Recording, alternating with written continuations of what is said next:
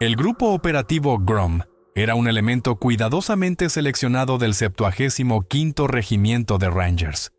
6 hombres cuyas vidas habían sido afinadas para un único propósito: la ejecución impecable de la misión en las condiciones más adversas.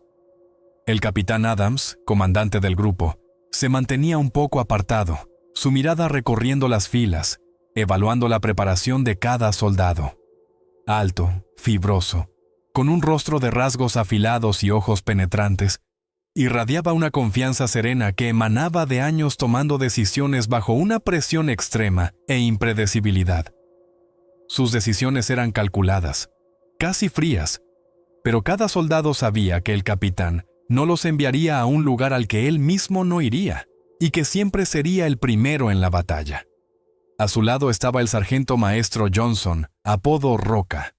Su complexión masiva justificaba el nombre, pero detrás de esa fuerza se escondía una mente aguda y una paciencia fenomenal. Era el francotirador y observador, un hombre de pocas palabras, pero cada frase que pronunciaba tenía el peso de la experiencia y la sabiduría. Su mirada parecía penetrar muros y distancias, buscando detalles inaccesibles para otros, ya fuera una posición enemiga camuflada o un sutil cambio en el paisaje. Él era el cimiento del equipo, inquebrantable y fiable, aquel en quien siempre se podía confiar en un momento crítico. El sargento López, el médico, revisaba el contenido de su botiquín desplegado sobre una manta militar perfectamente lisa, un ritual realizado con una meticulosidad casi religiosa. Sus movimientos eran precisos y económicos, sus manos repasando habitualmente vendas, ampollas y jeringas. Su rostro expresaba una concentración máxima, pero en sus ojos se leía una profunda empatía, una cualidad rara en su mundo, donde la vida a menudo se devaluaba. Podía aplicar un torniquete rápidamente o detener una hemorragia bajo el silbido de las balas, manteniendo al mismo tiempo su humanidad y una presencia tranquilizadora.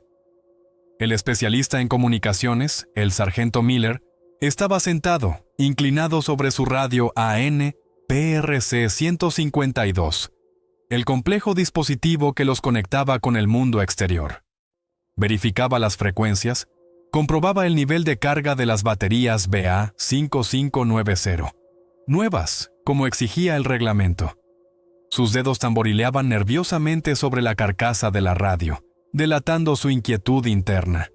Meticuloso hasta el extremo en su trabajo, era el cerebro del equipo en cuanto a comunicaciones y navegación, pero la tensión constante lo volvía un poco nervioso. Sin embargo, cuando se requería establecer comunicación en las condiciones más desfavorables, a través de interferencias y ruido, su fiabilidad no tenía igual. El sargento Wu, especialista en armamento y una especie de ingeniero de campo, examinaba la marca en las puntas azules de los cartuchos de fogueo, dispuestos en hileras ordenadas en los cargadores de M4.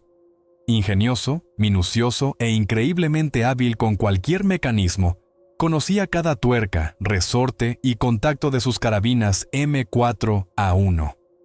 Podía reparar un mecanismo complejo o crear un dispositivo útil en el campo, usando un mínimo de herramientas e ingenio. Su calma y su metódica forma de ser eran un valioso contrapunto a la tensión general. Los otros 2 soldados, los sargentos Williams y Thompson, revisaban sus mochilas, apretadamente llenas con todo lo necesario para una travesía autónoma de varios días. Su interacción era fluida, perfeccionada hasta el automatismo.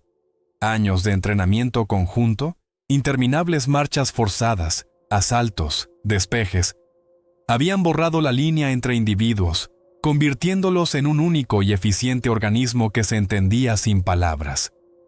El entrenamiento era su vida, una rutina agotadora y monótona que pulía sus habilidades hasta el nivel del instinto, llevando cada movimiento a la perfección. El asalto a edificios, donde cada paso, cada movimiento de mano, cada mirada estaban sincronizados, convirtiéndolos en una única cuña penetrante.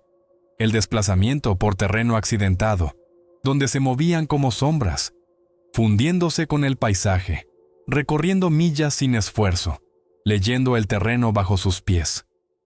Prestar primeros auxilios bajo fuego simulado, cuando era necesario evaluar rápidamente el estado del herido, aplicar vendajes, inyectar analgésicos, ignorando la cacofonía de explosiones, gritos y disparos. Todo esto se grababa en la memoria muscular. Se convertía en una segunda naturaleza, un conocimiento subconsciente.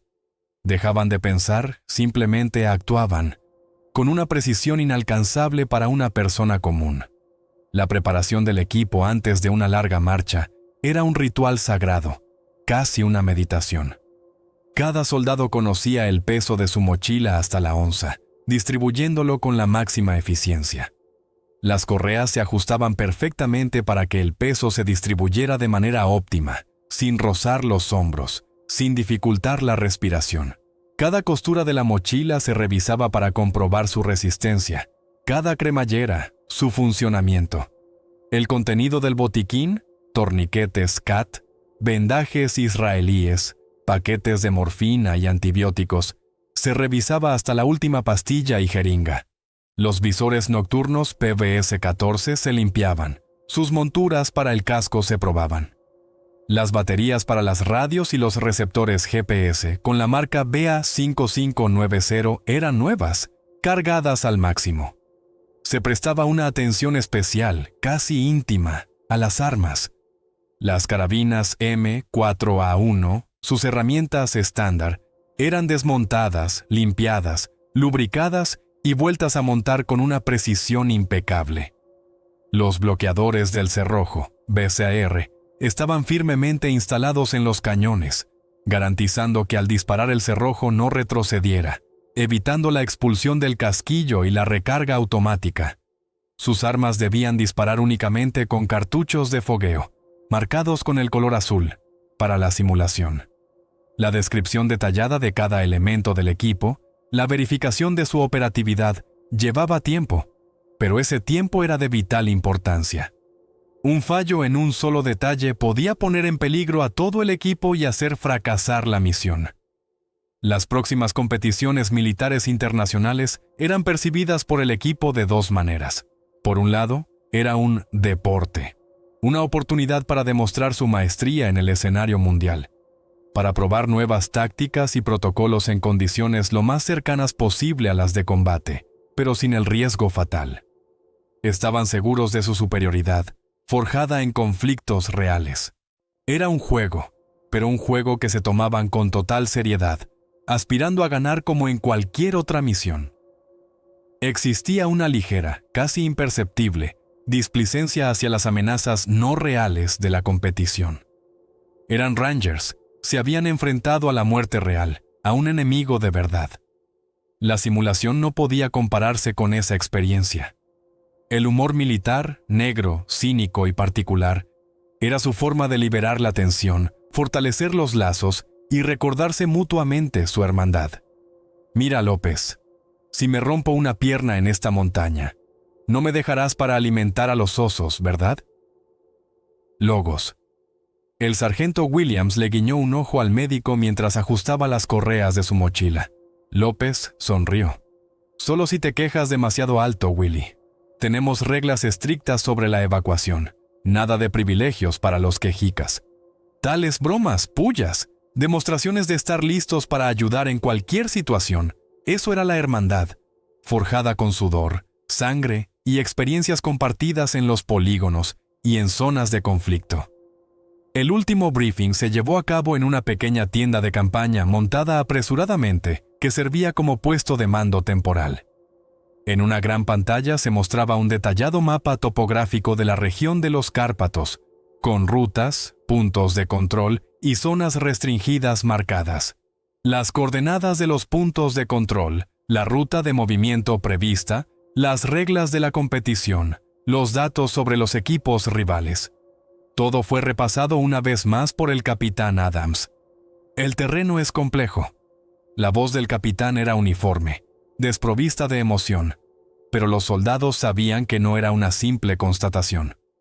Desniveles de hasta 1000 pies, bosque denso, posibilidad de niebla y lluvia según el pronóstico. Mantengan el ritmo, vigilen la navegación. La primera etapa es navegación y reconocimiento por la ruta A. Objetivo: alcanzar el PC-3 en el tiempo asignado. La información sobre los equipos rivales es estándar. Los rumanos son fuertes, físicamente preparados, actúan de forma cohesionada, conocen su territorio. Podrían ser el caballo negro, no lo subestimen, no se relajen. Recorrió con la mirada los rostros concentrados de los soldados. ¿Alguna desviación de la norma? ¿Cualquier cosa extraña? Infórmenla de inmediato. ¿Preguntas? No hubo preguntas. Todo estaba claro. Unas horas antes del inicio, flotaba en el aire una tensión palpable que casi se podía sentir. No era miedo, sino una concentración extrema, esa mezcla especial de estado físico y moral que precede a cualquier salida seria fuera del perímetro, a cualquier misión con un resultado impredecible. La última revisión de detalles, que se había vuelto casi obsesiva. ¿Están los cordones de las botas perfectamente atados? ¿Está el cuchillo correctamente sujeto al chaleco? ¿Se siente bien el arma en la mano, aunque ahora sea inútil con esos malditos BZR y cartuchos de fogueo? La sensación antes del salto. Estás al borde de lo desconocido. La incertidumbre te espera, pero estás preparado para ella. Te has entrenado para esto toda tu vida militar consciente. Eres un Ranger. El vuelo a través del Atlántico fue largo y agotador, compuesto por varios segmentos, cada uno añadiendo más fatiga. Luego siguió una logística compleja. El traslado del equipo voluminoso, la organización del transporte, los trámites aduaneros. Todo esto era parte de la rutina de preparación para ejercicios o competiciones internacionales, pero cada vez requería una concentración máxima para no pasar nada por alto, para que cada pieza de carga llegara a donde debía y en condiciones operativas. La llegada a Rumanía estuvo marcada por el cambio de uso horario, que desajustaba los relojes internos, y la adaptación a un nuevo clima, húmedo, fresco, típico de una zona montañosa. Las primeras impresiones del país fueron borrosas y fragmentarias. El aeropuerto, el transporte militar, un corto viaje por carretera. La naturaleza, vista desde la ventana, parecía majestuosa y salvaje, pero un poco ajena, extraña para ojos acostumbrados a los paisajes estadounidenses. La población local, sus miradas fugaces, su idioma desconocido. Todo era nuevo y exigía una mayor vigilancia. Eran invitados en tierra extraña, y subconscientemente sentían que aquí regían otras reglas, otras realidades. El campamento base de la competición era una colorida ciudad de tiendas de campaña, cocinas de campo, duchas temporales e instalaciones de mando, extendida al borde de un macizo forestal. Equipos de diferentes países de Europa y América del Norte, británicos, franceses, alemanes, polacos, creaban un zumbido multilingüe. La atmósfera era profesional, cortés, afable en la superficie, pero con un matiz de dura rivalidad que se sentía en cada apretón de manos, en cada mirada por encima del hombro al equipo de los demás. La inspección del polígono de competición se redujo a un estudio minucioso de los mapas y la información detallada proporcionada por los organizadores. No hubo oportunidad de realizar un reconocimiento completo del terreno, de sentirlo, de caminar por él. Era una de las restricciones diseñadas para hacer la competición más a ciegas e impredecible para todos.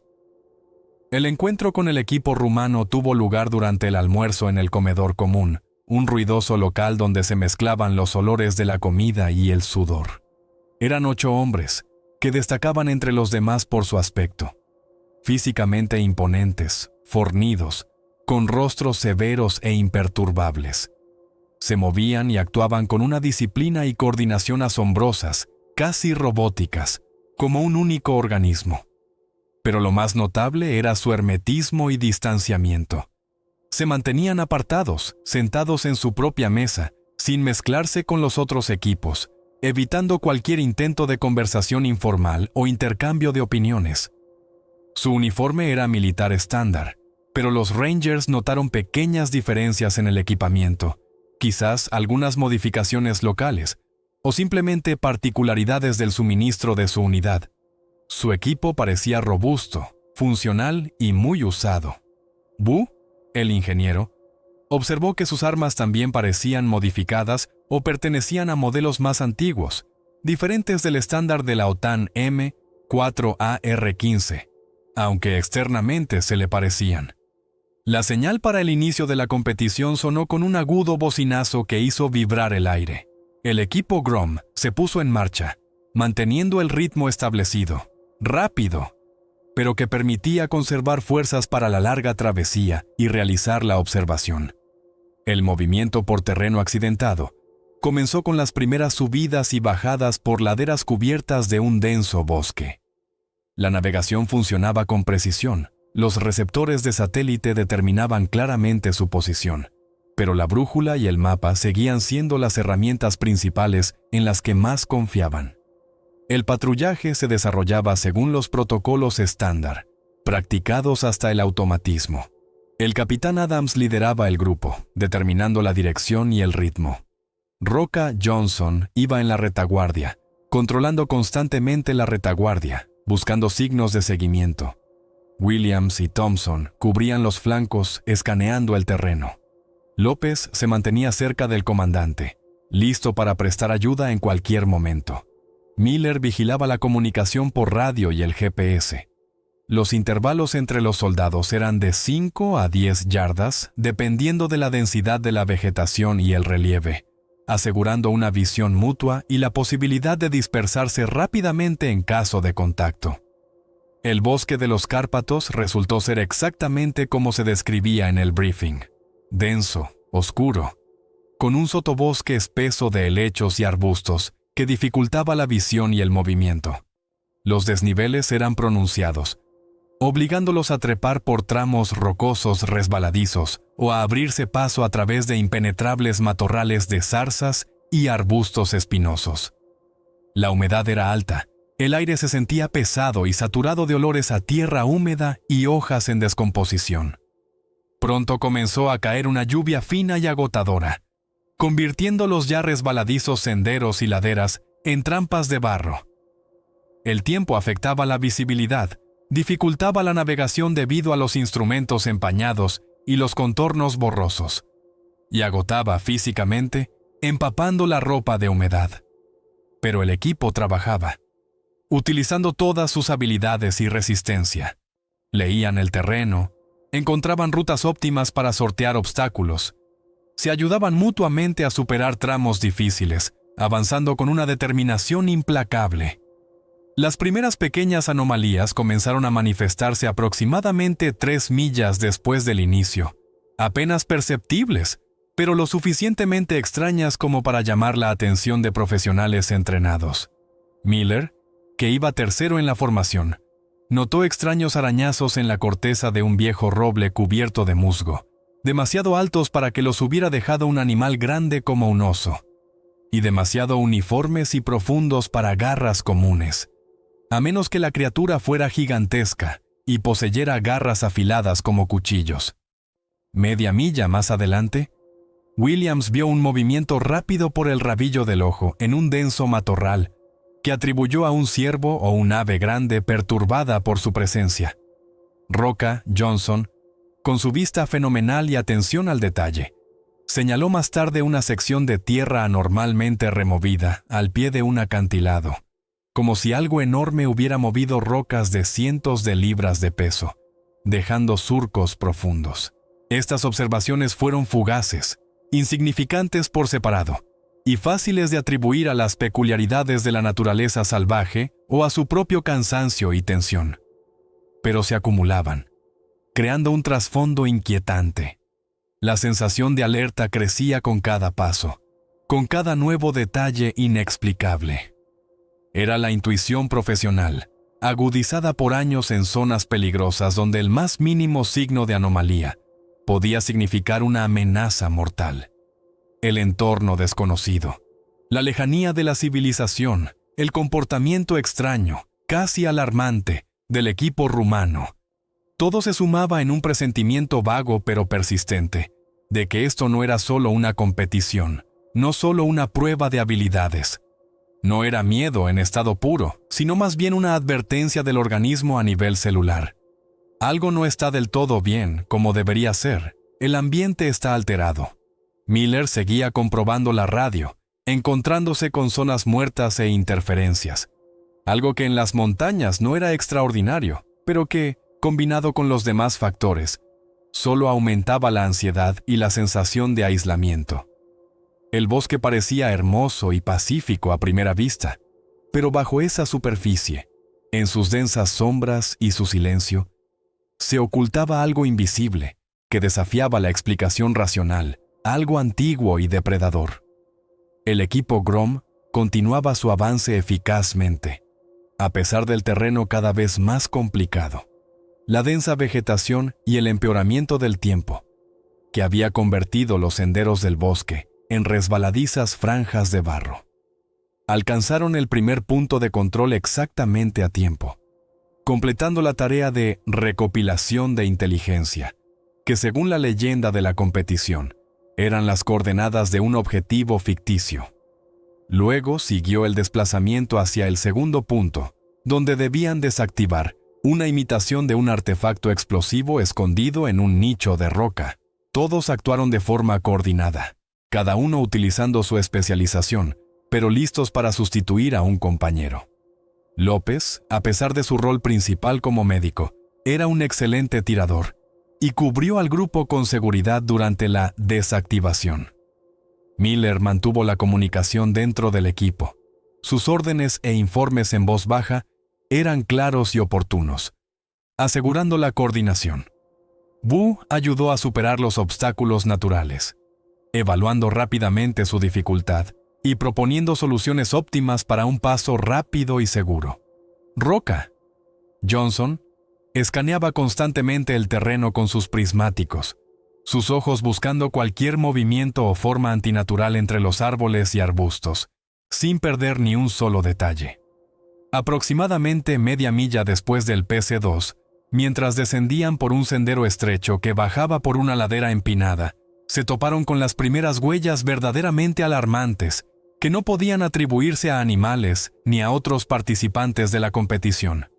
Junto a las claras huellas de botas militares, que por su tamaño y el dibujo de la suela pertenecían a los rumanos, se veían unas huellas grandes y profundas, parecidas a las de un perro o lobo gigante, pero con garras antinaturalmente largas y profundas, que dejaban claros surcos en la tierra húmeda.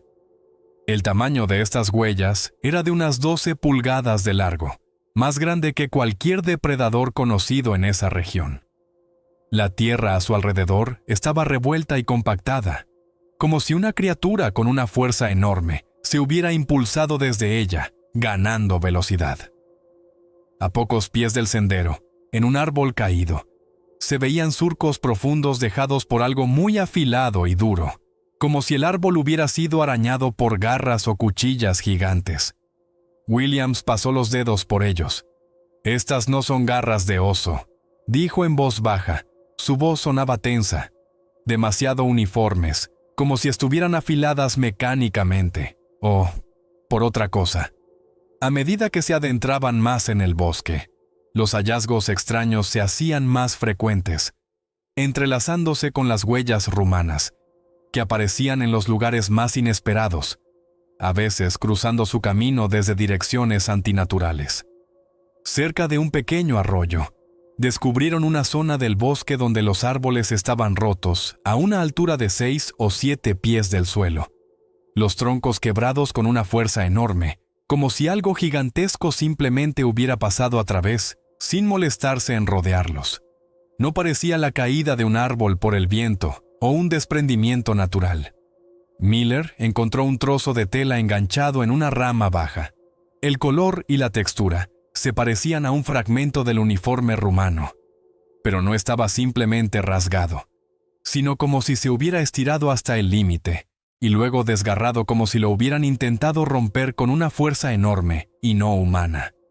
Y luego aparecieron los sonidos, que se metían profundamente bajo la piel y hacían que uno se encogiera instintivamente. Al principio eran lejanos y poco claros, disolviéndose en el ruido del viento y el susurro de las hojas. Un gruñido bajo y gutural, que venía de las profundidades del bosque, que no podía atribuirse a un oso, un jabalí u otro animal conocido. Luego un aullido, más agudo, penetrante, lleno de una furia salvaje y un dolor primitivo, que ponía los pelos de punta y hacía correr un escalofrío por la espalda. Estos sonidos venían de la dirección hacia la que, según sus cálculos, se movían los rumanos, o de lugares donde se suponía que debían verlos según la ruta. El instinto se activó instantáneamente, cambiándolos del modo competición al modo listos para el combate. Armas listas. Component Placement sonó la orden tajante y autoritaria del capitán Adams. Las carabinas M4 se levantaron al hombro, aunque todos sabían perfectamente que solo contenían cartuchos de fogueo y que los cañones llevaban los BZR. Sin embargo, el reflejo, grabado por años de entrenamiento, era más fuerte que la conciencia de la inutilidad de sus armas en esa situación. Las confirmaciones visuales eran fugaces y esquivas, parecidas a espejismos. Cuando cruzaban un pequeño claro cubierto de hierba alta, Roca Johnson, que iba último cubriendo la retaguardia, se detuvo de repente, escudriñando el borde del bosque. «¡Movimiento a la derecha!», Component Placement susurró en el micrófono de su auricular, su voz tensa. «Rápido, en los arbustos, muy bajo, pegado al suelo». Los demás se quedaron quietos, mirando en la dirección indicada, intentando distinguir algo en las sombras cada vez más densas. Nada. Solo las ramas meciéndose al viento y las sombras jugando con la imaginación. «¿Qué ha sido eso, Roca?», Srenia preguntó el capitán Adams. «No lo sé, Capi. Demasiado rápido, demasiado antinatural. Parecía un hombre moviéndose a 4 patas, pero a una velocidad increíble, o algo así». Miller añadió. Su voz temblaba ligeramente. «Me pareció ver un brillo, como de ojos, pero estaba demasiado lejos. Podría haber sido cualquier cosa». La sensación de aislamiento se intensificaba con cada hora, volviéndose cada vez más opresiva. No habían visto a otros equipos desde el comienzo de la competición, como si su ruta estuviera separada de todas las demás. Por la radio, o había un silencio total, o solo sus propias conversaciones dentro del grupo, o raras e ininteligibles interferencias, parecidas a crujidos y siseos. Los intentos de contactar a los organizadores en las frecuencias designadas fracasaban uno tras otro. «Zonas muertas», constató Miller, aunque su nerviosismo y sus manos temblorosas decían que él mismo no creía en esa explicación. Era demasiado sospechoso para las condiciones normales de montaña. Durante una breve parada para comprobar el mapa y cotejar las coordenadas, el capitán Adams reunió al equipo en un círculo cerrado. «Escuchen», dijo en voz baja, su mirada recorriendo los rostros de los soldados, tratando de leer su estado. «¿Qué estamos viendo? Huellas extrañas que no pertenecen a animales conocidos ni a personas. Sonidos inexplicables que hielan la sangre. Contactos visuales fugaces que no se pueden identificar. Estamos solos en la ruta, sin comunicación completa. ¿Qué piensan?». Williams se encogió de hombros, su rostro sombrío. «¿Cansancio? ¿Mala visibilidad, Capi? No lo sé, pero esto es inquietante, muy inquietante». Wu añadió, su voz normalmente tranquila, ahora tensa. «Las marcas en el árbol y esas huellas no se parecen a los animales que he visto en los materiales de entrenamiento para esta zona. Y definitivamente no se parece a un humano, por muy rápido que se mueva». López asintió, su rostro tenso. «Sea lo que sea, se mueve rápido, muy silenciosamente, y parece saber que estamos aquí». El intento profesional de racionalizar la situación, de encontrar una explicación lógica, chocaba con una comprensión intuitiva y primitiva. Algo se había salido por completo de los límites de una competición normal. La tensión crecía, densa y palpable como el húmedo aire del bosque antes de una tormenta. La comprensión llegó gradualmente, pero inexorablemente. como una tormenta que se acerca. Las extrañezas dejaron de ser anomalías aleatorias que podían atribuirse al cansancio o a las particularidades del terreno. Las huellas del equipo rumano, ahora a menudo acompañadas de esas grandes huellas con garras, no solo aparecían en la ruta de la competición, aparecían cerca, demasiado cerca, a veces cruzando su propio camino desde direcciones antinaturales, como si los estuvieran rastreando. Su movimiento ya no parecía una carrera hacia un punto de control o la ejecución táctica de una tarea. Parecía una maniobra de flanqueo, como el acecho de una presa. Los rumanos, o lo que se habían convertido los rumanos, habían cambiado del modo rival de competición al modo depredador a la caza, y los americanos eran su presa. El equipo cambió instintivamente su táctica de movimiento, desechando todo lo relacionado con las reglas de la competición. La formación se hizo más dispersa. Los soldados intentaban usar cada árbol, cada roca, cada arbusto como cobertura, cubriéndose constantemente unos a otros. La ruta se ajustaba sobre la marcha, evitando claros abiertos, desfiladeros estrechos y cualquier lugar donde pudieran convertirse en un blanco fácil o quedar atrapados. La vigilancia de la retaguardia y los flancos se intensificó al máximo. Cada soldado escaneaba constantemente el terreno circundante. Cada susurro, cada crujido de una rama los hacía tensarse instintivamente, levantando la cabeza y girándose. Esto no era un entrenamiento en un polígono. Era supervivencia en estado puro. Descubrieron un lugar que les heló la sangre en las venas y les provocó una oleada de náuseas. En una profunda grieta, oculta por una densa vegetación y un montón de rocas, había una pequeña cueva o, más bien, una oquedad bajo una roca saliente, oculta a la vista. El aire a su alrededor era pesado, con un olor acre y desagradable, una mezcla de sudor, pelo mojado y algo más, podrido y repugnante, el olor de un depredador y su presa. Dentro, en la penumbra, yacían los restos de un uniforme rumano hecho jirones, trozos de tela, hebillas metálicas retorcidas, una bota solitaria de la que parecía haber crecido algo, desgarrando el cuero grueso. Cerca había huesos esparcidos. Varios de ellos eran claramente de animales, roídos, con bordes irregulares, como si los hubieran masticado con una fuerza enorme. Pero un hueso. Su forma no se parecía a la de un animal familiar de esta región o incluso de Europa. Recordaba a un fémur humano, pero también mostraba profundas marcas de dientes, como si lo hubieran roído como un hueso cualquiera. De este espectáculo emanaba un horror primitivo e inexpresable, una sensación de mal absoluto y crueldad inhumana. No era la guarida de animales comunes. Era un lugar donde algo no humano descansaba después de la caza, o lo que era aún más aterrador, cambiaba de forma, pasando por dolorosas transformaciones. Pronto tuvo lugar el primer contacto real, que solo confirmó sus peores temores y disipó las últimas dudas. No fue una emboscada en el sentido estricto, sino más bien una provocación o una prueba, que recordaba a la táctica de capturar la bandera en las competiciones, solo que mucho más letal.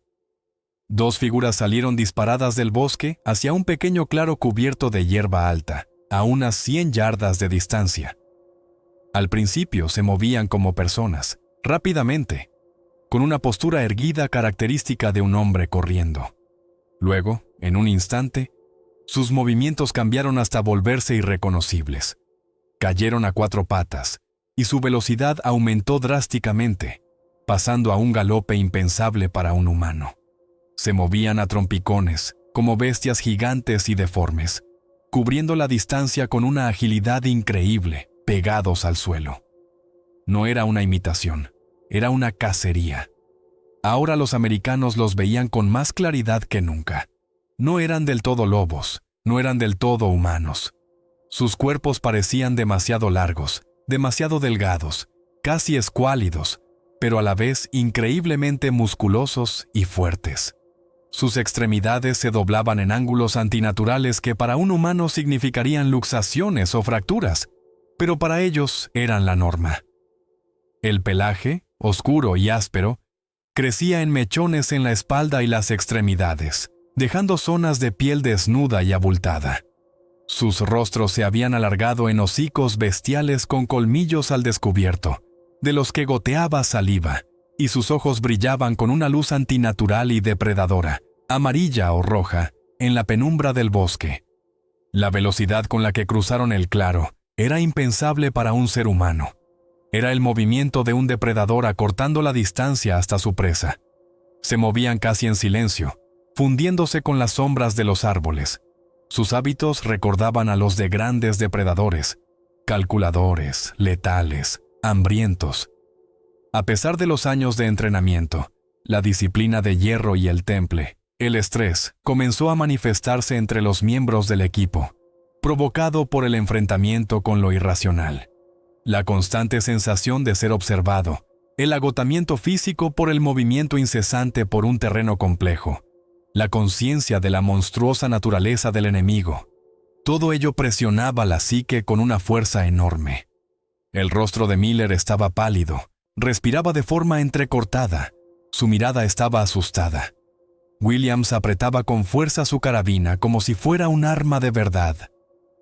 López se lamió nerviosamente los labios resecos. Su rostro habitualmente tranquilo estaba tenso hasta el límite. El comandante y Roca Johnson, como siempre, mantenían una calma y una imperturbabilidad externas, pero incluso en sus ojos se leía una sombría determinación, mezclada con una incredulidad total ante lo que estaba sucediendo. Reprimían estos sentimientos en lo más profundo, pero estaban presentes. El miedo a lo desconocido, el horror de que su mundo, basado en la lógica y las reglas, se hubiera puesto patas arriba. La conciencia de la absoluta inutilidad de sus armas fue el golpe final y demoledor. Al observar cómo se movían los críptidos, con qué facilidad podrían desgarrar a un hombre con sus garras y dientes, quedó claro que los cartuchos de fogueo en sus M4 con los BZR, instalados en los cañones, eran un cero absoluto, simples petardos ruidosos. Sus armas, su principal herramienta, su garantía de seguridad y eficacia, se habían convertido en un trozo de hierro inútil de 7 libras. Ninguna potencia de fuego capaz de detener a estas criaturas. Ninguna posibilidad de neutralizarlas a distancia. Esta conciencia provocó una sensación de vulnerabilidad profunda y dolorosa, desconocida para soldados de fuerzas especiales entrenados. Eran de los mejores soldados del mundo, armados hasta los dientes y listos para el combate, y ahora se habían convertido en víctimas indefensas frente a una amenaza inhumana y primitiva, contra la cual toda su preparación resultaba casi inútil. El enfrentamiento ocurrió de repente, en un lugar donde el terreno era un enredo de árboles caídos, un denso sotobosque y pequeñas pedreras. El equipo se movía por el borde de un pequeño barranco, tratando de rodear una zona especialmente intransitable y densamente cubierta de arbustos. Los rumanos, o críptidos, no habían elegido este lugar por casualidad. El terreno complejo rompía la formación y limitaba la visibilidad, dándoles la ventaja. Aparecieron desde la maleza casi instantáneamente, moviéndose a una velocidad increíble. Sus figuras oscuras se fundían con las sombras, haciéndolos casi invisibles hasta el último momento. Eran 3, y estaban decididos. El momento de la transformación, visto de cerca, fue un espectáculo aterrador. No solo parecían bestias, sino que cambiaban ante sus ojos, pasando por una transformación dolorosa pero rápida. La tela del uniforme se rasgaba, crujía y salía volando, dejando al descubierto una piel abultada y cubierta de un pelo áspero y oscuro. Las extremidades se alargaban y se retorcían en ángulos inhumanos, adoptando la forma de poderosas patas con garras enormes y afiladas que se clavaban en el suelo. Los cuellos se estiraban, las cabezas se deformaban en hocicos bestiales, llenos de hileras de dientes afilados como cuchillas, brillantes de saliva. De sus gargantas brotaba un gruñido bajo y ronco, diferente a todo lo que habían oído antes, un sonido lleno de furia y hambre. El aire a su alrededor se llenó de un olor acre y repugnante que les golpeó en las fosas nasales. La reacción de los soldados fue instantánea y refleja, perfeccionada durante años hasta el nivel de un reflejo incondicional. Años de entrenamiento hicieron que levantaran las armas al hombro, el dedo en el gatillo, la mira sobre el objetivo. Pero este instinto chocó con la realidad, con la aterradora visión de los monstruos que se abalanzaban sobre ellos y la conciencia de que en sus cargadores solo había inútiles cartuchos de fogueo y los BZR instalados en los cañones. Una duda de un segundo, un microsegundo de estupor por esta contradicción, y eso fue fatal. El sonido cuando el dedo apretaba el gatillo no era el estruendo atronador de un rifle de combate, sino un silencioso puff, o el chasquido seco del percutor contra el fulminante, incapaz de disparar un cartucho de fogueo a través del BZR. A uno de los soldados, creo que a Williams, se le escapó un disparo de fogueo, que fue un fuerte estallido con una pequeña nube de humo del cañón. Pero no causó ningún daño al monstruo, solo pareció enfurecerlo aún más. Los críptidos atacaron, acortando la distancia a una velocidad increíble. No fue un duelo de tiradores, no fue un tiroteo, sino una desesperada y desigual lucha cuerpo a cuerpo con monstruos de pesadilla. Los Rangers, desprovistos de su principal ventaja, la potencia de fuego, usaron todo lo que tenían a mano. Las culatas de las carabinas se convirtieron en pesadas masas con las que intentaban defenderse desesperadamente, golpeando los hocicos y las extremidades de las criaturas.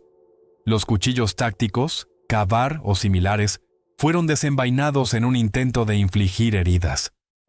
Williams, con un grito, se abalanzó sobre una de las criaturas, intentando apuñalarla en el costado. La hoja apenas penetró la dura piel o carne. El golpe fue repelido por una poderosa pata. Infligir un daño grave a criaturas rápidas y fuertes que se movían como manchas borrosas era casi imposible. Usaron puños, piernas, se defendieron, cubriéndose unos a otros, actuando instintivamente como un equipo, incluso en medio del caos. Los monstruos eran increíblemente fuertes y rápidos. Se movían a una velocidad deslumbrante. Sus garras y colmillos desgarraban la tela del uniforme, se clavaban en la carne. López intentaba llegar hasta el sargento Thompson, que había caído con profundas heridas desgarradoras en la pierna y el brazo por las garras de una de las criaturas. La sangre brotó a borbotones, empapando el camuflaje.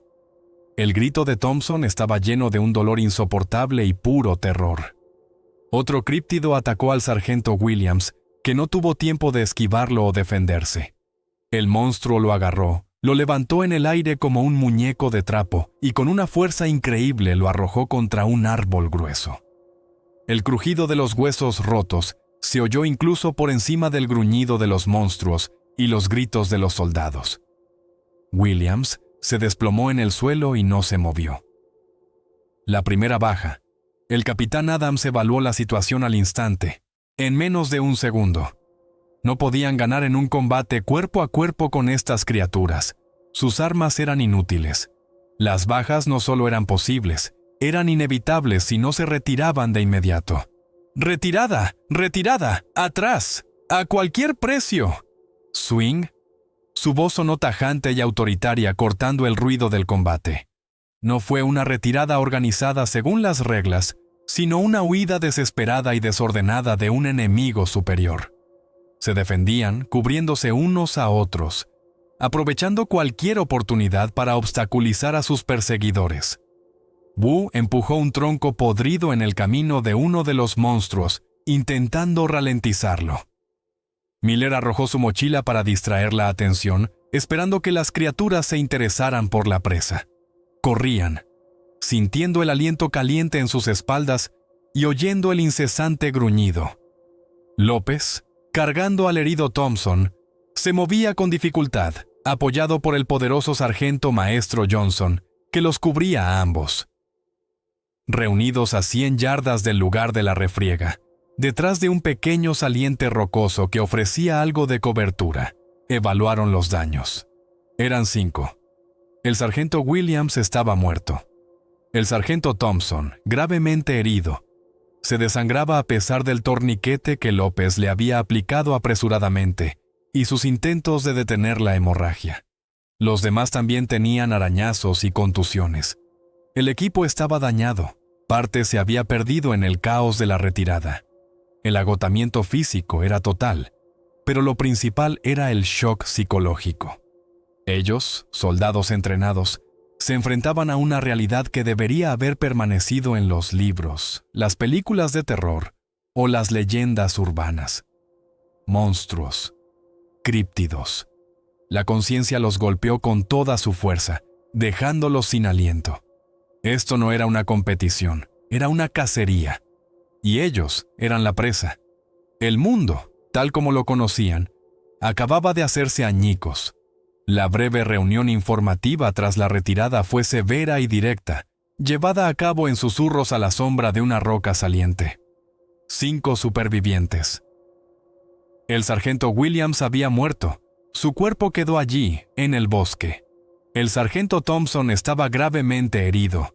Sus posibilidades de supervivencia sin una atención médica completa e inmediata, una transfusión de sangre y una operación eran escasas. López había hecho todo lo que pudo en el campo, pero no era suficiente. El sargento López, el médico del equipo, había recibido él mismo un profundo arañazo en el brazo durante la refriega, pero continuaba actuando, aplicando vendajes e intentando detener la hemorragia de Thompson, ignorando su propio dolor. El equipo. Todos conservaban sus carabinas M4 con los BZR instalados y los cargadores llenos de cartuchos de fogueo azules, que ahora simbolizaban su impotencia. Varios cuchillos tácticos, palas de zapador, roca y bu, reservas limitadas de agua y MRE, raciones listas para consumir. Las radios AN/PRC 152, en posesión de Miller y el capitán Adams, eran su única esperanza de comunicación. Los visores nocturnos de todos estaban intactos, serían útiles por la noche. La primera y más importante acción, dictada por los protocolos estándar, fue intentar establecer contacto con el mundo exterior. Miller, a pesar del shock, desplegó la antena de su radio, recorrió todas las frecuencias de emergencia conocidas, utilizó palabras clave y protocolos de comunicación de emergencia Mayday, para los que habían sido entrenados durante años para las situaciones más críticas. Equipo Alfa Llama, cambio. Equipo Alfa Llama, cambio. Aquí el capitán Adams, grupo operativo Grom. Estamos bajo ataque, repito, bajo ataque de criaturas desconocidas. Se requiere evacuación inmediata. Bajas graves. Coordenadas. Coordenadas. Repitió el mensaje una y otra vez, poniendo en él todas las fuerzas que le quedaban. La respuesta, solo el siseo de la estática, un molesto ruido de fondo, o un silencio total y resonante. Miller cambió a la radio de repuesto del capitán. El mismo resultado. Estaban en un aislamiento total y absoluto. Las reglas de la competición, que limitaban el uso de la comunicación para mantener el realismo, se habían convertido ahora en una trampa mortal e imprevista. Nadie sabía lo que les estaba pasando, excepto ellos mismos. Y nadie vendría a ayudar hasta que ellos mismos establecieran contacto. López, a pesar del dolor en su brazo herido y el cansancio creciente, seguía trabajando en el herido Thompson. Sus movimientos eran precisos y concentrados, incluso cuando le temblaban las manos. Las heridas de las garras eran desgarradas, profundas, con extensos hematomas alrededor y parecían infectadas. Usó todo lo que había en el botiquín. Torniquetes adicionales por encima de la herida principal en el muslo, para limitar de alguna manera la pérdida de sangre, vendajes de compresión, e inyectó la dosis máxima de analgésico. Necesita sangre, Capi, y una operación, ahora mismo, dijo López, secándose el sudor de la frente con el dorso de la mano. En el campo solo puedo ralentizarlo, pero no detenerlo. La lucha contra el dolor y el shock de Thompson era agotadora. Gemía, intentando hablar, pero sus palabras se confundían, su mirada estaba nublada. Los procedimientos operativos estándar, los que habían practicado durante miles de horas en polígonos y en operaciones de combate reales, resultaron inútiles ante esta nueva amenaza. Patrullaje, contacto, defensa, retirada bajo cobertura. Todos estos protocolos se basaban en el uso de la potencia de fuego contra un adversario humano. Contra estas criaturas, que se movían más rápido, eran más fuertes y parecían inmunes a las balas convencionales. Sus acciones estándar equivalían a una sentencia de muerte. Se tomó una decisión tácita pero unánime: sobrevivir a cualquier precio. No había reglas de competición, ni restricciones, excepto una: salir de allí con vida, a cualquier precio, e informar de lo sucedido mientras fuera posible. El shock psicológico de enfrentarse a lo irracional fue inmenso. Habían sido entrenados para matar. Habían matado a personas que habían recibido el mismo entrenamiento militar que ellos. Pero el enfrentamiento con monstruos, criaturas de pesadillas y mitos, había puesto su mundo patas arriba.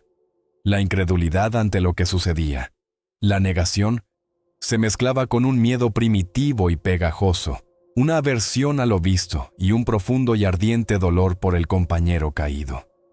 El humor negro que antes ayudaba a relajar el ambiente desapareció, sustituido por una concentración sombría y extrema, y el silencio.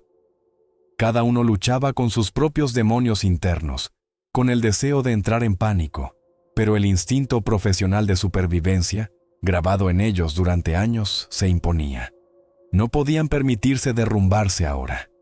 El bosque, que unas horas antes era simplemente un tramo difícil de la ruta, ahora parecía un ser hostil y vivo que los observaba, listo para atacar en cualquier momento.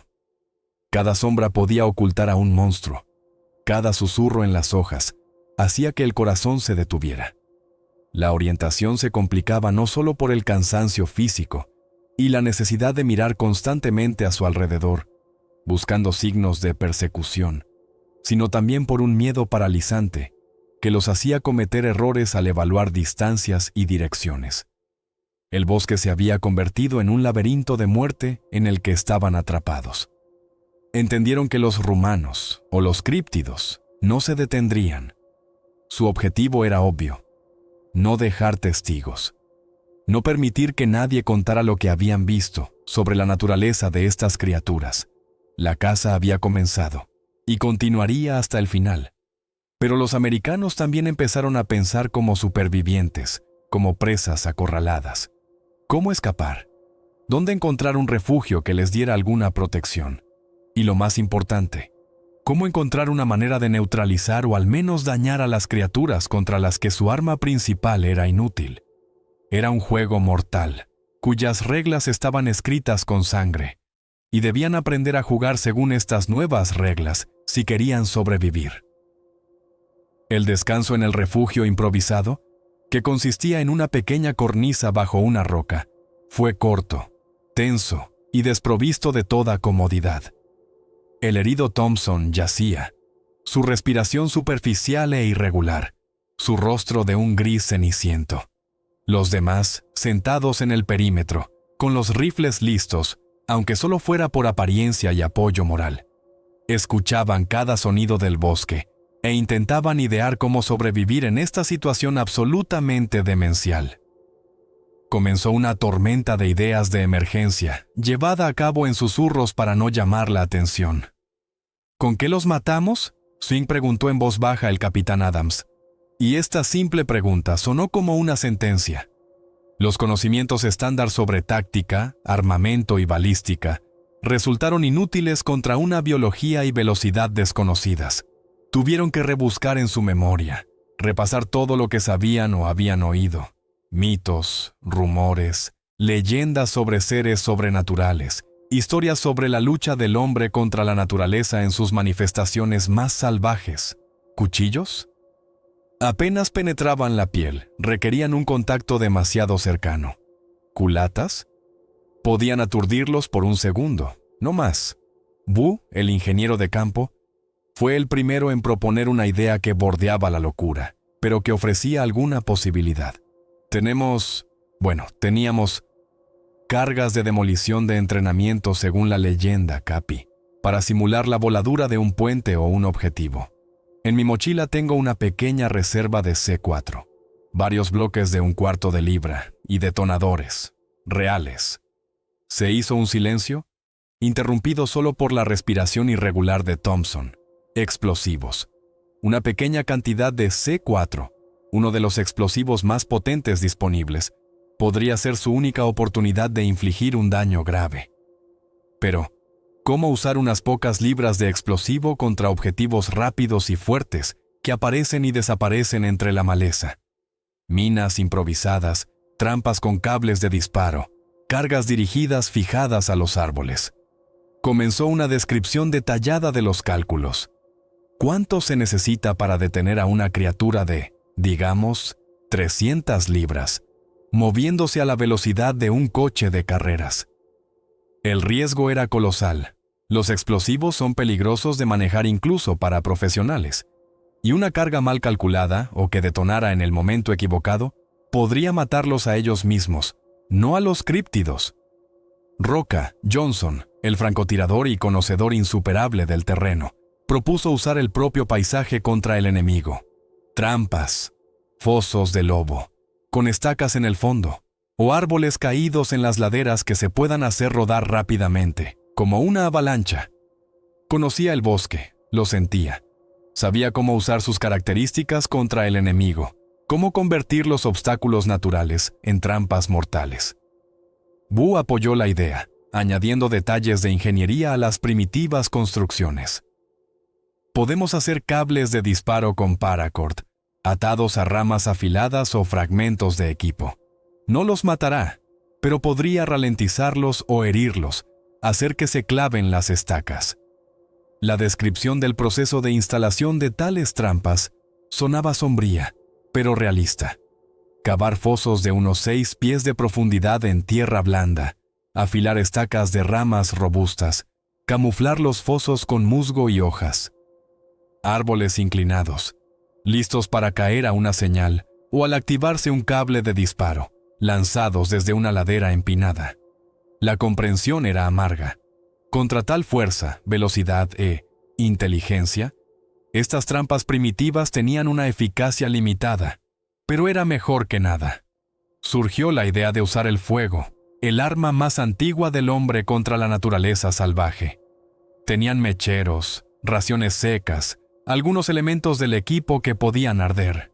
Crear antorchas con ropa enrollada, impregnada con los restos de combustible para los hornillos. Mezclas incendiarias primitivas en botellas, si encontraban algo adecuado. El fuego podría ahuyentar a los críptidos, podrían tenerle miedo o ser vulnerables al calor intenso. Pero el fuego era un arma de doble filo. Atraía la atención a muchas millas a la redonda. Podía descontrolarse en el bosque seco y rodearlos a ellos mismos. El riesgo solo se justificaba en un caso extremo, como un último y desesperado recurso. Luego vino la idea de buscar fuentes externas de armamento. A lo largo de la ruta de la competición, según la leyenda, debería haber un campo de tiro temporal o un almacén de los organizadores en la zona del PC-5. Allí podría haber armas de combate reales, utilizadas para simulacros de tiro, o al menos bengalas de señales, que podrían usarse para distracción o incluso como un arma primitiva si se modificaban. Estaba a varias millas de su posición actual, en la dirección de avance de la ruta. Una incursión arriesgada hasta allí podría darles una oportunidad, pero también podría llevarlos directamente a las manos del enemigo. Roca. Johnson habló en voz baja, su mirada perdida, fija en la oscuridad. El cuerpo. Lo que quedó de eso, en la grieta. ¿Quizás deberíamos volver y echar un vistazo? La idea era horrible, repugnante, rompía todas las nociones de comportamiento normal. Pero en su situación, cualquier información sobre el enemigo era inestimable.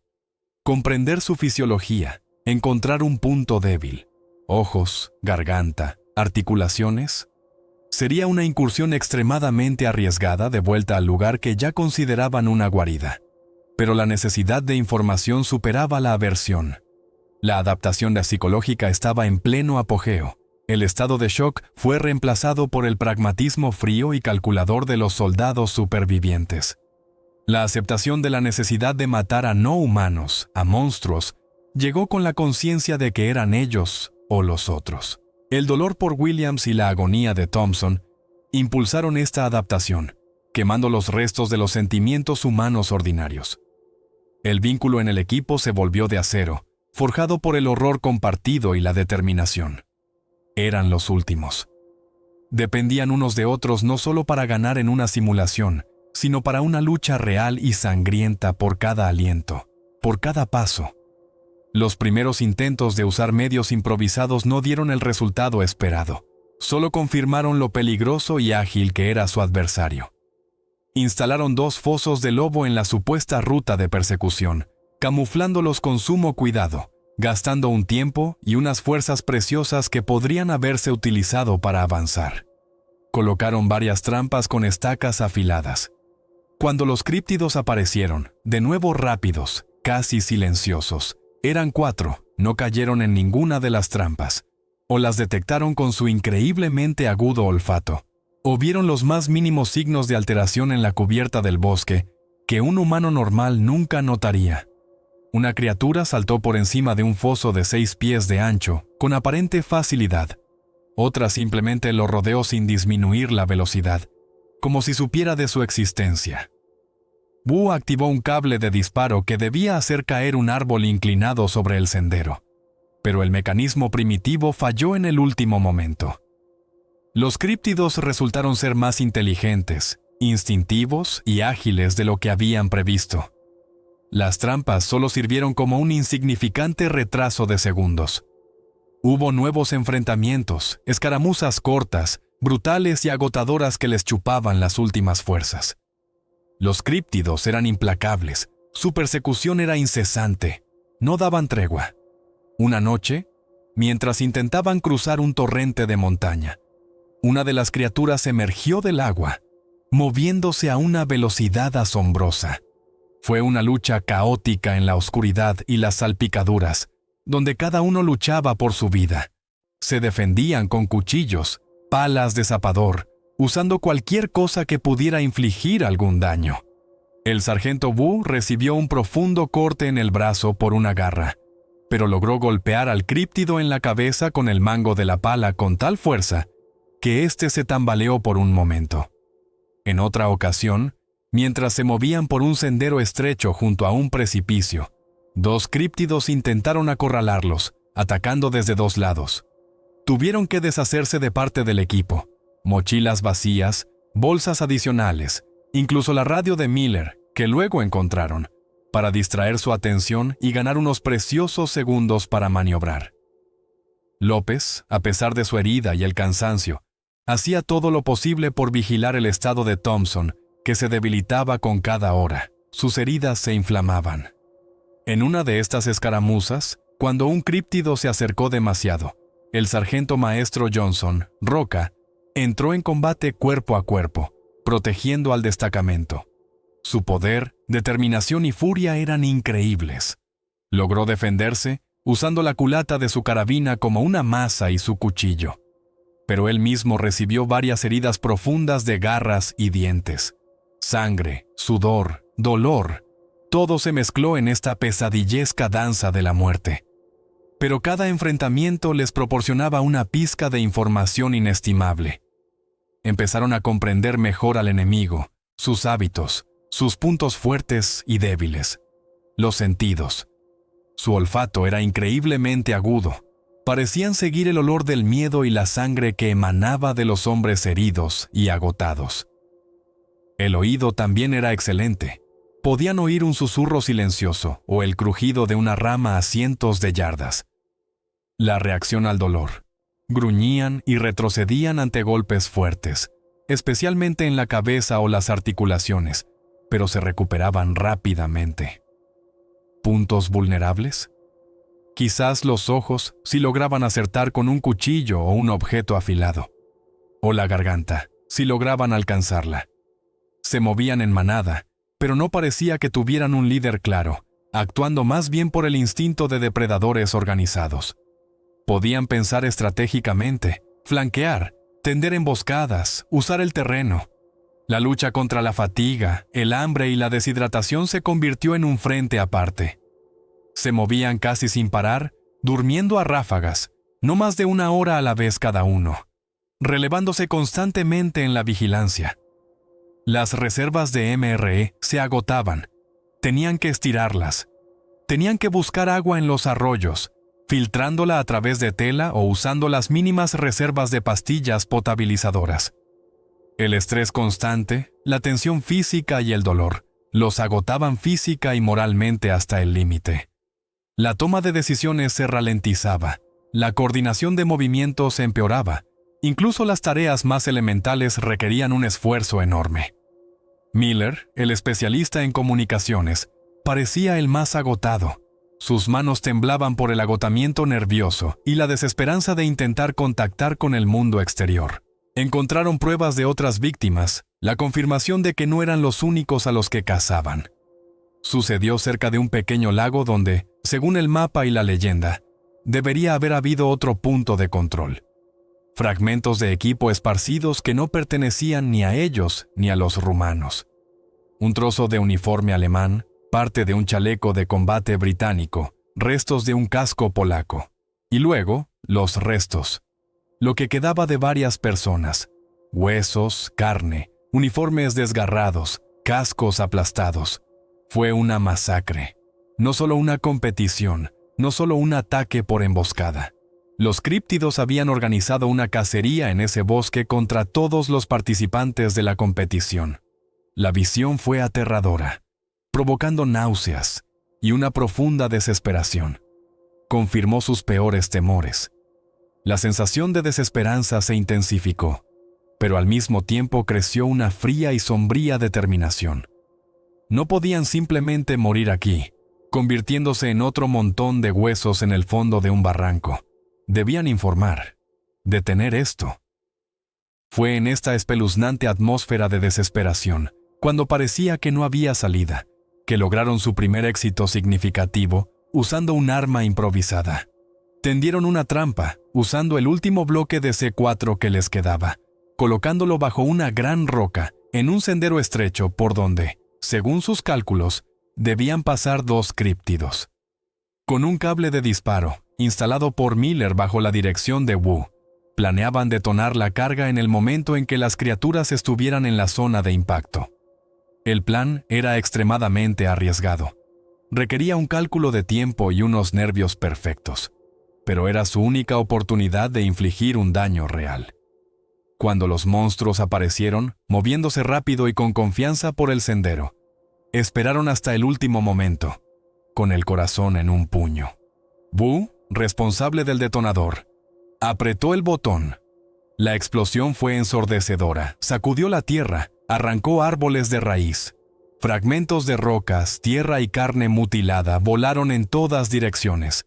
Un críptido fue destrozado, sus restos cayeron en un hoyo. El otro salió despedido, su cuerpo mutilado, pero todavía se movía, retorciéndose y emitiendo un aullido bajo y ronco. Roca Johnson, a pesar de sus heridas y el cansancio, reaccionó al instante.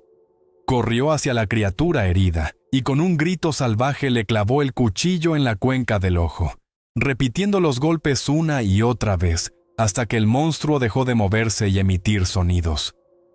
Fue el primer críptido que mataron. La primera prueba irrefutable de que estas criaturas podían ser detenidas, que eran vulnerables, aunque increíblemente resistentes, increíblemente difícil, a costa de un riesgo y unas pérdidas enormes, pero posible. Esto les dio esperanza. Una pequeña y frágil esperanza en un océano de desesperación, pero esperanza al fin y al cabo. El capitán Adams tomó la decisión final sobre la dirección a seguir. No irían al pueblo más cercano. Era demasiado peligroso para los habitantes locales si los críptidos los seguían. Irían al PC-5, al lugar del supuesto almacén de los organizadores. Era su mejor oportunidad de encontrar algo que pudiera darles una ventaja en la lucha futura. Armas reales, combustible, suministros médicos y la última oportunidad de establecer contacto con el mundo exterior. El objetivo seguía siendo el mismo: sobrevivir e informar de lo sucedido. Quedaban 4. El sargento Thompson murió durante la noche, en silencio, a pesar de todos los esfuerzos desesperados de López. Su debilitado organismo no pudo soportar las heridas y la infección. Dejaron su cuerpo, envuelto en un saco de dormir, oculto bajo ramas y piedras para que no se convirtiera en presa de las criaturas que habían causado su muerte. 4. El capitán Adams, agotado pero con una voluntad inquebrantable. Roca Johnson, herido, desangrándose, pero aguantando con una fuerza de voluntad sobrehumana. El sargento Wu, herido en un brazo, pero sus habilidades como ingeniero y sus conocimientos de explosivos eran ahora inestimables. Y Miller, demasiado agotado y desmoralizado para participar eficazmente en el combate. Su radio seguía en silencio. El mundo permanecía sordo a sus llamadas.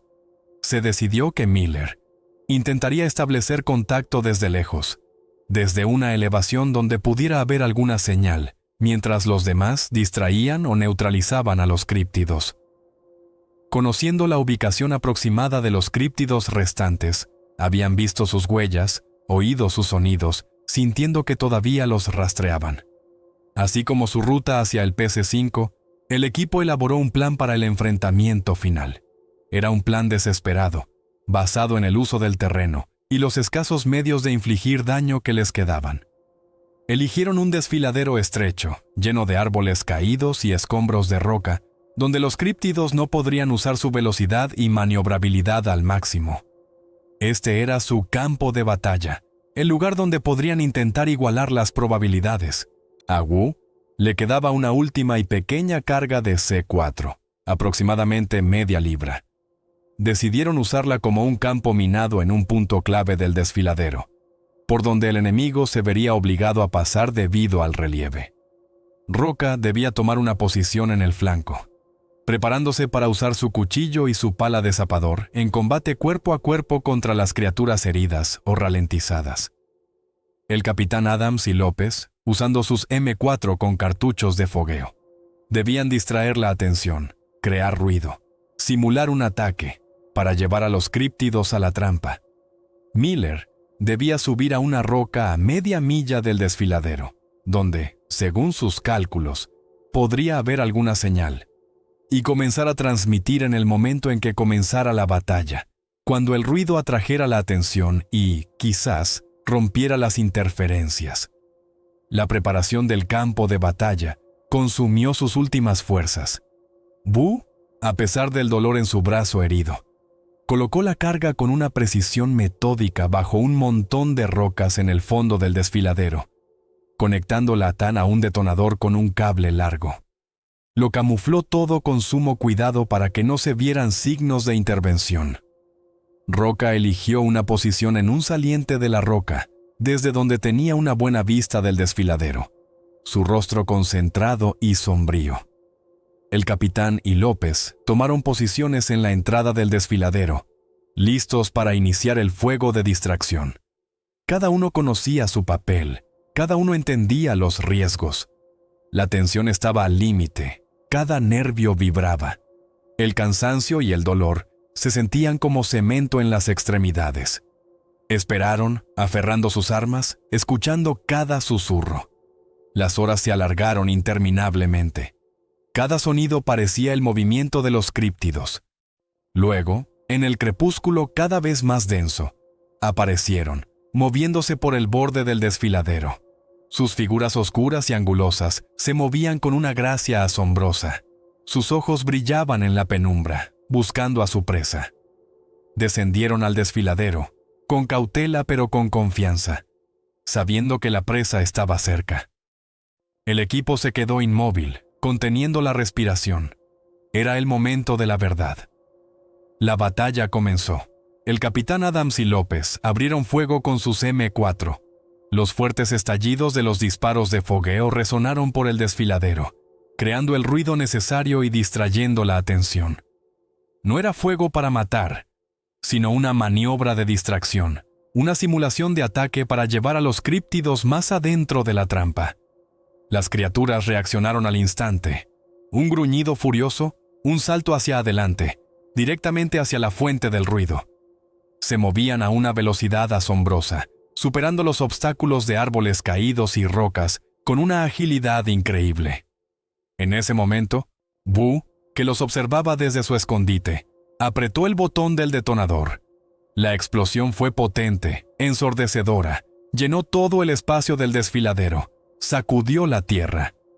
Fragmentos de rocas y trozos de carne volaron en todas direcciones. 2 críptidos se encontraban directamente en la zona de impacto de la explosión. A uno le arrancó una extremidad. Se desplomó, aullando salvajemente de dolor. El otro fue lanzado hacia atrás, su cuerpo mutilado, pero todavía se movía, intentando levantarse. La tercera criatura, que se encontraba un poco más atrás, tuvo tiempo de reaccionar y saltar a un lado, recibiendo solo heridas leves por los fragmentos, pero permaneciendo de pie. La lucha se convirtió instantáneamente en un combate cuerpo a cuerpo, brutal. Roca Johnson, con un grito, bajó del saliente, abalanzándose sobre el críptido herido pero aún peligroso que intentaba levantarse. Fue un enfrentamiento brutal y primitivo de poder y furia. Roca usó su pala de zapador como un arma, golpeando con una fuerza enorme, intentando alcanzar los puntos vulnerables que habían identificado. El críptido se defendía con garras y dientes, a pesar de su cuerpo mutilado. López se lanzó sobre el tercer críptido herido, intentando ganar tiempo para Roca y Wu, que estaba recargando el detonador, esperando usar los restos de la carga si era posible.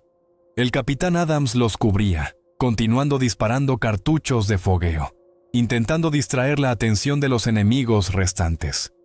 Roca recibió nuevas heridas en esta refriega. Su uniforme se rasgaba. La sangre le corría por la cara.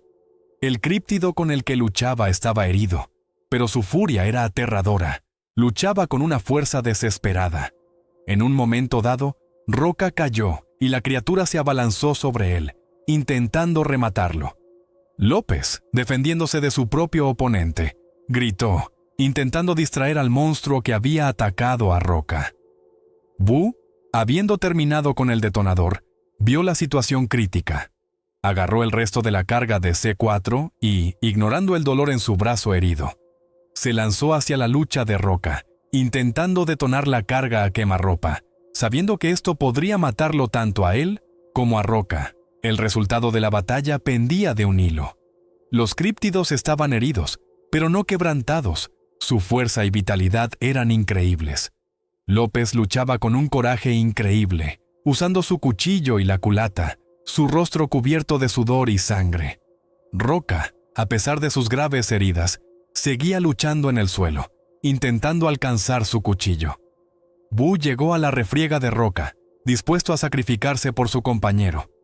En el momento decisivo, cuando uno de los críptidos se preparaba para dar un golpe mortal a Roca, Wu arrojó la carga a sus pies y la activó. Otra explosión, menos potente que la primera, pero dirigida a quemarropa. La criatura aulló y se desplomó. Su cuerpo voló en pedazos. El tercero, herido por la explosión y agotado por la lucha con López, vaciló, evaluando la situación. El capitán Adams, al ver esto, con sus últimas fuerzas, arrojó su inútil carabina hacia el monstruo para distraerlo, y luego agarró una pesada piedra y la lanzó con todas sus fuerzas a uno de los ojos brillantes de la criatura. La criatura rugió de dolor, retrocedió y, girándose, desapareció a una velocidad increíble entre la maleza, tan repentinamente como había aparecido, dejando tras de sí solo el olor a sangre y miedo. Se hizo el silencio. Un silencio pesado y resonante, interrumpido solo por sus propias respiraciones roncas y gemidos. La batalla había terminado. A costa de esfuerzos increíbles, improvisación y sacrificios, habían logrado neutralizar la amenaza principal. 2 críptidos estaban muertos. Uno, gravemente herido y, posiblemente, no sobreviviría, o simplemente había huido para lamerse las heridas. pero la victoria había costado muy cara. El silencio que siguió a la batalla en el desfiladero fue aterrador. Presionaba los oídos, parecía antinatural después del caos, los gritos y las explosiones que acababan de resonar. Los supervivientes, quedaban 3. El capitán Adams, apenas sosteniéndose en pie. Roca Johnson, gravemente herido, su uniforme destrozado, la sangre manando de múltiples heridas, pero consciente, aferrando su cuchillo. Y el sargento Wu, también sangrando por una profunda herida en el brazo, pero de pie, su rostro manchado de barro y sangre. López, el médico que había luchado tan desesperadamente por las vidas de sus compañeros, había muerto en la refriega final, cubriendo a Roca. Su cuerpo yacía inmóvil, mutilado por las garras y los dientes del monstruo que había intentado detener. Ellos, los que quedaban vivos, se reunieron junto a los cuerpos de sus compañeros caídos, Williams, Thompson, López. Una breve y doliente despedida, la imposibilidad de rendirles los honores militares que merecían. Luego inspeccionaron el campo de batalla, tratando de reunir pruebas y comprender la magnitud de las pérdidas del enemigo. Lo que quedaba de los críptidos era una prueba irrefutable de la realidad de su pesadilla. Cuerpos mutilados, que comenzaban a cambiar de forma gradualmente, encogiéndose, volviendo a algo más humano o simplemente descomponiéndose a una velocidad alarmante, desintegrándose ante sus ojos. De ellos emanaba el mismo olor repugnante y nauseabundo. Era un espectáculo horrible, que provocaba arcadas incluso en soldados curtidos. El dolor por los compañeros, mezclado con un amargo alivio por su propia supervivencia, los aplastaba, privándolos de sus últimas fuerzas. El agotamiento físico era total. El shock por el dolor comenzaba a manifestarse en temblores y confusión. «Miller», dijo con voz ronca el capitán Adams, recordando al especialista en comunicaciones que debía subir a la altura para establecer contacto. ¿Estaba vivo? ¿Lo había logrado? Era el momento decisivo, su única oportunidad de salvación. Wu, a pesar de su herida y el dolor, recogió la radio de Miller, que éste había dejado al pie de la roca antes de comenzar a subir. Estaba intacta. Comprobó la batería. La carga era suficiente. Subió a la roca, al lugar donde, según los cálculos de Miller, podría haber alguna señal, un débil hilo que los conectara con la civilización. Unos minutos de tenso silencio, interrumpidos solo por su propia respiración pesada y el ruido del viento. Luego, un débil y apenas perceptible ruido en el altavoz de la radio. ¿Miller? Zrenia susurró Wu. Silencio. Intentó ajustar la frecuencia recorriendo sus canales de emergencia. Una vez más, ruido, crujidos. Wu se concentró, recordando todo lo que les habían enseñado. Protocolos de comunicación de emergencia, procedimientos para operar en condiciones de fuertes interferencias. Comenzó a transmitir, sabiendo que podría ser su última oportunidad. «Mayday, Mayday, Mayday. Aquí el grupo operativo Grom, indicativo equipo Alfa. ¡Cambio!». Su voz era ronca por el cansancio. Se quebraba por la tensión y el dolor. Pero cada palabra era clara y profesional.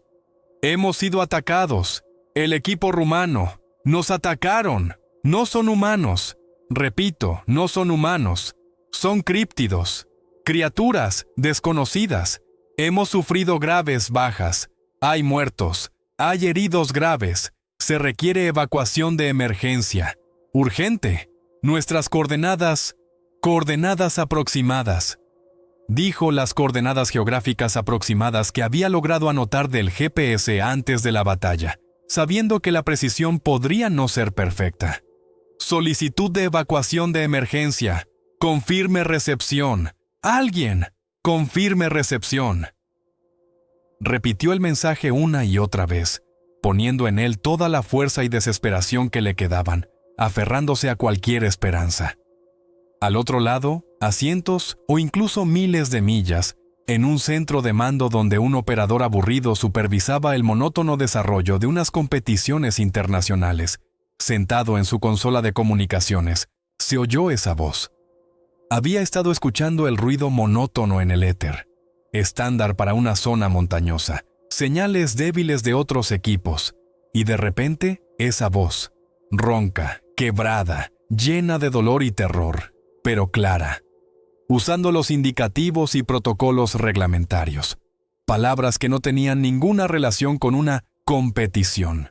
No humanos, críptidos, graves bajas, shock, incredulidad. No era un ejercicio, no era, según la leyenda, no era una simulación. La voz era real, su estado también.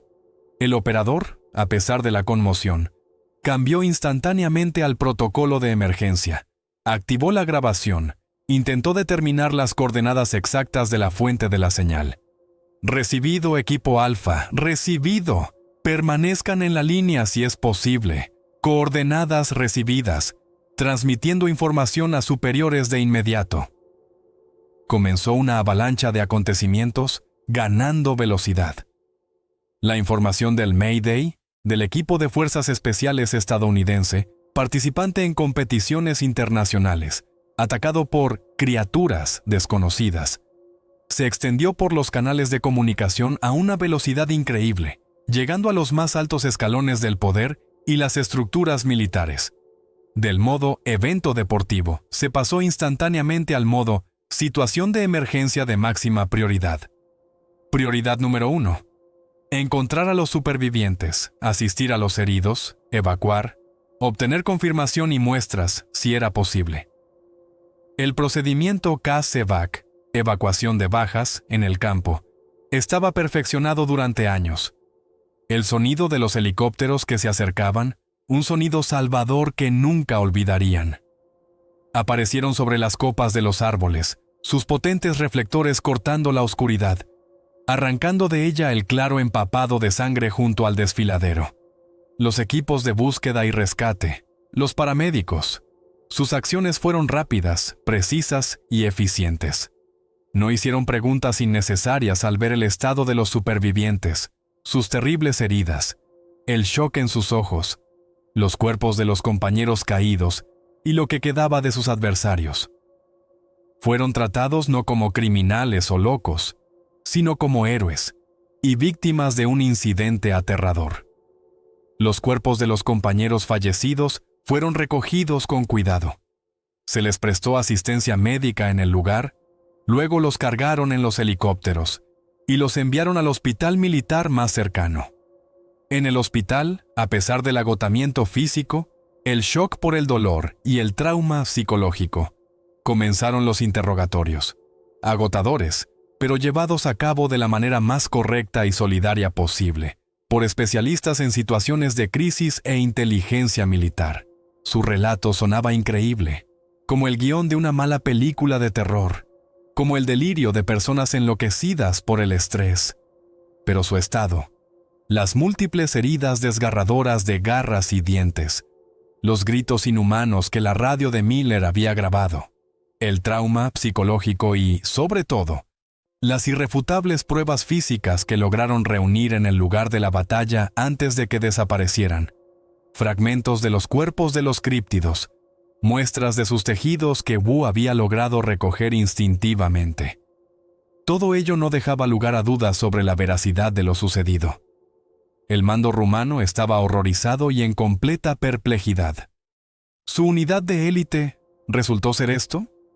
Ellos mismos no sabían lo que se escondía en sus bosques.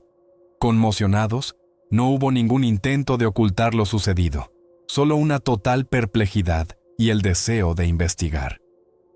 El incidente en los Cárpatos desencadenó una investigación a gran escala, pero extremadamente compleja, llevada a cabo por los esfuerzos conjuntos de varios países y agencias. El origen de los críptidos, su conexión con el ejército rumano, su naturaleza biológica, la posibilidad de que la amenaza se repitiera. Todo permanecía sin aclarar y requería un estudio minucioso. Los Rangers supervivientes, el capitán Adams, Roca Johnson, el sargento Wu, se convirtieron en testigos clave. Sus vidas, así como su concepción de la realidad, cambiaron para siempre en aquellos pocos días en el bosque. La amenaza era real. y estaba más cerca de lo que nadie podría haber imaginado.